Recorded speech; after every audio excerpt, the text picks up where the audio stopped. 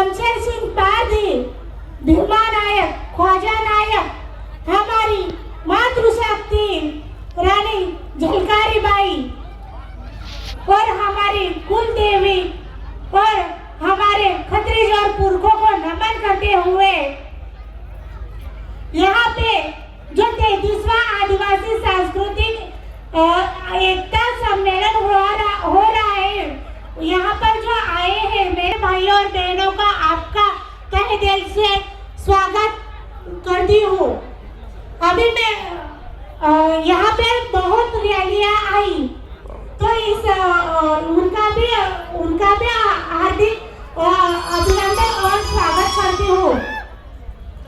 जैसे यहाँ रैलियाँ आई तो वैसे भी हमने हमारे बुल्ढाना जिला और महाराष्ट्र में लक्ष्मी दीदी सोलंकी के साथ हमने एमपी की बॉर्डर और महाराष्ट्र की बॉर्डर में बहुत सारी रैलियाँ निकाली।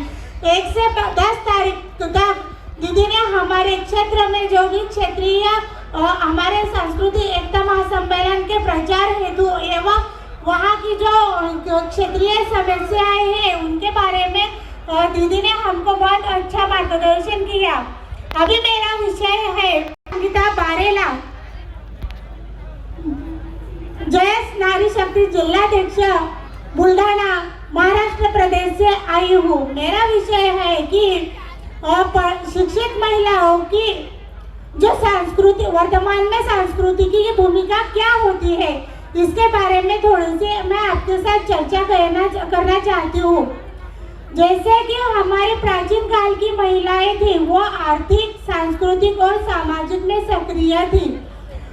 वो पारंपरिक ज्ञान के प्रति गहरा जुड़ाव था और वो अपनी संस्कृति को भी अच्छे से निभाती थी। और उन्होंने अपना, हालांकि वो अनपढ़ थी, कर्तव्य निभाते समय किसी को उंगली दिखाने तक का मौका नहीं दिया। पर महिलाओं पर थोड़ी सी संस्कृति के बारे में बात कर रही है तो हमारी जो शिक्षित महिलाएं हैं, आज हमारी शिक्षित महिलाएं सब क्षेत्र में सक्रिय है, जैसे कि पॉलिटिक्स में, राजनीतिक में, और वो जॉब भी कर रही है, वो समाज सेवा भी कर रही है बहुत अच्छी तरह से। यहाँ तक कि हमारे आदिवासी राष्ट्रपति तक भी है। पर मैं आपके सामने एक बात रखना चाहती हूँ कि जैसे कि मैं हमारे क्षेत्र में सामाजिक मीटिंग दौरान मुझे वहाँ पे एक चर्चा हो रही थी। वहाँ से मुझे मालूम हुआ कि हमारी जो शिक्षित महिलाएं हैं उनकी ओर से जो हमारी संस्कृति का पालन हो नहीं रहा है, तो हमारी संस्कृति वो कम होती जा रही है।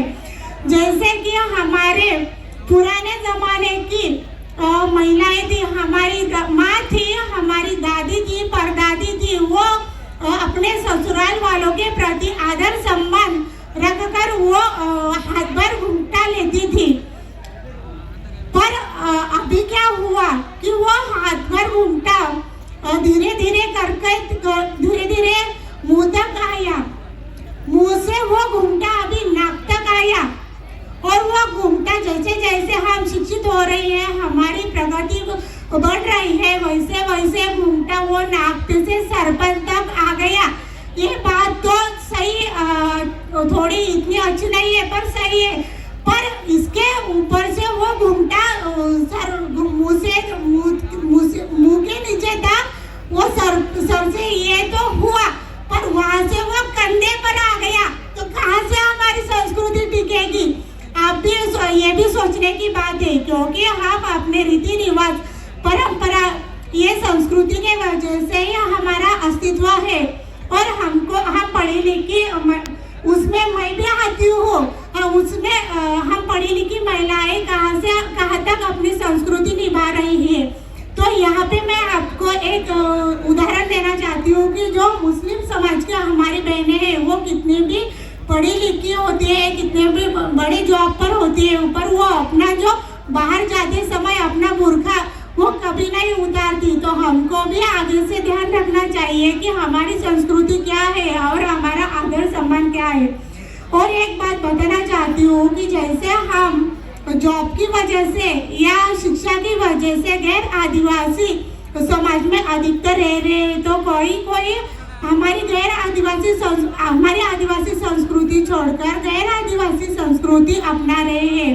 जैसे कि हमारे बच्चे, हम अपने बच्चों को पढ़ाते हैं, पर जैसे जैसे हम बच्चों को पढ़ाते हैं, जैसे जैसे हम बच्चों को पढ़ाते हैं वैसे वैसे हम हमारी बोली भाषा भी अपने बच्चों को नहीं सिखाते और उनको हमारी बोली भाषा तक नहीं आती।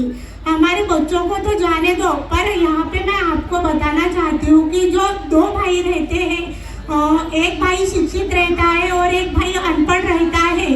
तो मैं कई बार देख चुकी हूँ, इसलिए आपके सामने बात रख रही हूँ कि वो शिक्षित भाई है, वो अपनी क्षेत्रीय भाषा यानी कि जिस राज्य में रह रहा है, जैसे कि हिंदी, मराठी और जो भी कोई भाषा है वो भाषा बोलता है, वो बेचारा अनपढ़ हमारा भाई जो रहता है वो हमारी बोली भाषा में बोलता है, तो इसमें कुछ मजा नहीं आता।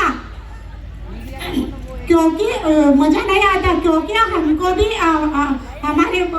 हमारे बोली भाषा भी सबको आनी चाहिए, और हम एक ही समाज के होते हुए भी अलग अलग भाषा क्यों बोले।